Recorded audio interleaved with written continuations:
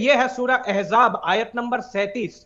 अल्लाह अज़्ज़ा व जल यहाँ फरमाते हैं, वइज़ तक़ूलु लिल्लज़ी अनअमल्लाहु अलैहि व अनअमता अलैहि अमसिक अलैका ज़ौजका वत्तक़िल्लाह व तुख़फ़ी फ़ी नफ़्सिका मल्लाहु मुब्दिही व तख़शन नास वल्लाहु अहक़्क़ु अन तख़शाह फलम्मा क़दा ज़ैदुम मिनहा वतरन ज़व्वजनाकाहा लिकै ला यकूना अलल मुमिनीना खरजुन फ़ी अज़वाजि अदइयाइहिम इज़ा क़दौ मिनहुन्ना वतरा वकान अमरुल्लाहि मफ़ऊला।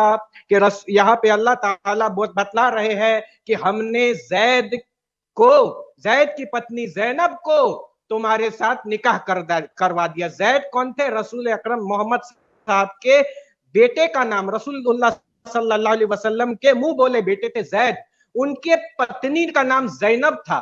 तो अपने मुंह बोले बेटे की पत्नी के साथ निकाह अल्लाह करवा दे रहे हैं आसमान में। अब वो कैसे करवा रहे हैं वल्लाहु आलम, अल्लाह ही जानता है। अब दूसरी चीज यहाँ पे बताया कि भाई तुम्हारे इस कृत्य से हमने बाकी मुसलमानों के लिए भी ये रास्ता खोल दिया है कि वो अपने मुंह बोले बेटे की पत्नी से शादी कर सकते हैं। तुम्हारे इस सुन्नत से हमने ये रास्ता खोल दिया है। तुम्हारे इस अमल से, तुम्हारे इस कृत्य से बाकी मुसलमानों के लिए भी जायज है कि वो अपने मुंह बोले बेटे की पत्नी के साथ शादी कर सके। भला मुंह बोले बेटे की पत्नी से शादी किया जा सकता है, और जब ये बता दिया गया है मुंह बोले बेटे की पत्नी यानी बहू से शादी हो सकता है, तो कयास से, इस्लाम में कयास भी होता है, तो मुंह बोली बेटी से भी शादी करना जायज है कयास से। या कयास यानी जो एनालॉजी से ये जायज हो जाता है।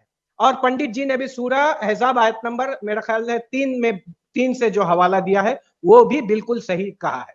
और एक और पहलू मैं आपके समक्ष बताना चाहूंगा कि अगर आपकी सगी बेटी हो, सगी ही बेटी हो, लेकिन आप व्यभिचार से उत्पन्न अगर आपकी सगी बेटी हो तो उसके साथ भी निकाह करना जायज हो जाता है। आइए मैं आपको इसका भी संदर्भ दे देता हूं।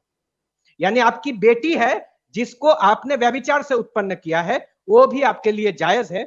मैं आपको ये पढ़ देता हूं। ये है तफसीर अल कुर्तुबी सूरह फुरकान आयत नंबर 54।